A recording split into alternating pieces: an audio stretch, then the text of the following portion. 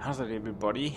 Okay, so today I am just updating my previous video on the best settings for my PC, which is AMD.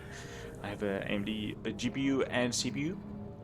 So there's a couple of things that I want to highlight in this video, just updating it from the previous video. So the first thing that we will look at in changing is, I believe if we go to controls, you will see that mouse smoothing, this is usually active, so you can just untick it if it is active.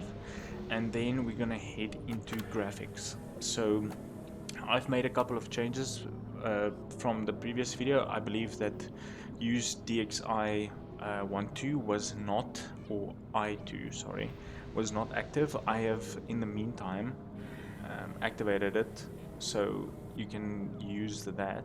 VSync obviously on. I play solely on full screen, and obviously my resolution is 1440p. My max FPS is set to my screen's refresh rate. You can lower this, you can set it to unlimited, whatever. FXAA is my anti-aliasing. My gamma is on 0.1. My HDR gamma is on 1.4. My quality is custom. Obviously, one thing just that I want to say, my current FPS gain will be different from yours, because obviously I'm making a YouTube video, I'm recording, so yeah, just tweak it as you like. I've kept everything on ultra. There isn't much difference between ultra and high with texture, resolution, shadow quality, anti-aliasing. You can obviously go between high and ultra. If you need to go down to medium, go down to medium. My post processing is on low. Also, I haven't found really a difference. It's obviously slight. And then effects on high, view distance on ultra. My bloom is actually active. If you don't like bloom, just inactivate it. But to me, you can see in the background, it just makes things pop for me, so I keep it on. Lens flare, I do have it active currently, but obviously that's for me. If you don't like it, just turn it off. And then ragdoll lifetime is on low. I believe that is the only changes I've made. I haven't changed much else. Currently this is working for me. I believe on the previous video this wasn't active.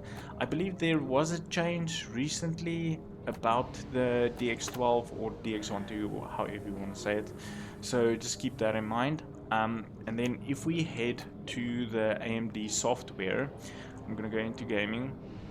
I'm gonna go into Deep Rock Galactic. The only thing I have active, but I believe this is not working currently, is the AMD FSR upscaling. You can actually just turn this off if it's on. And then I believe if you go back to, or if you do advance, you can do use application settings if this is not activated. Texture filtering, you can put on standard or high if that's gonna work for you, but currently I'm just leaving it as is.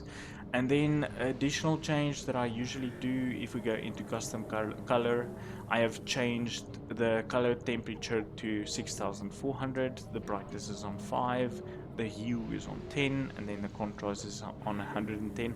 I believe this is on 0, this is on 0, this is on 6000, I believe. I can't remember correctly.